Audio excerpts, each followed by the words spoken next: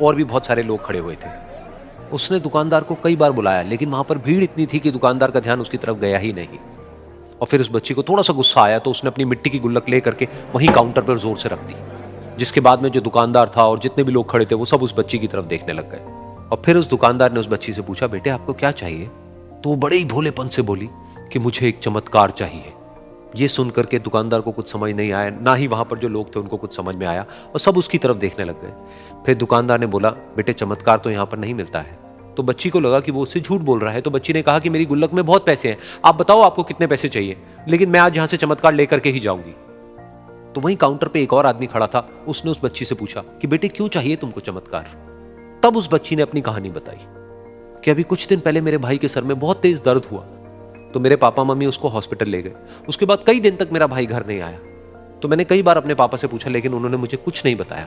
उन्होंने बार बार यही कहा कि वो आ जाएगा, वो कल आ जाएगा, वो कल आ जाएगा, लेकिन वो आ ही नहीं रहा था। तो मैंने देखा कि मम्मी रो रही है, और पापा मम्मी को कह रहे थे कि उसकी दवाइयों के लिए और उसके इलाज के लिए जितने पैसे चाहिए उतने मेरे पास में नहीं है, अब उसको कोई चमत्कार ही बचा सकता है।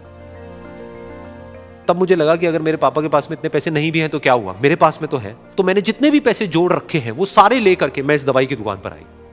फिर उस आदमी ने उस बच्ची से पूछा, कितने पैसे हैं तुम्हारे पास में? ये सुनते ही उस बच्ची ने अपनी गुल्लक उठाई, जमीन पर फेंकी और तोड़ दी, और पैसे गिनने लग गई।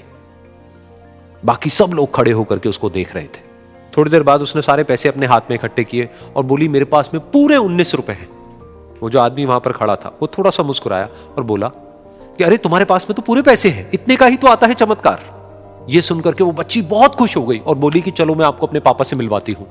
बाद में पता लगा कि वो आदमी कोई आम आदमी नहीं था, बल्कि एक बहुत बड़ा न्यूरोसर्जन था, और उसने सिर्फ 19 रुपए में उसके भाई की सर्जरी करी, और कुछ ही दिन बाद वो ठीक होकर के घर वापस आ गया। फिर कुछ दिन बाद वो बच्ची, उसका भाई, उसके पापा, उसकी मम्मी चारों एक साथ बैठे हुए थे और बात कर रहे थे। तो उसकी मम्मी ने उसके पापा से पूछा कि अब तो बता दो ये चमत्कार आपने किया कैसे? तो उन्होंने अपनी बेटी की तरफ देखा और बोले, ये चमत्कार मैंने नहीं, इसने किया है।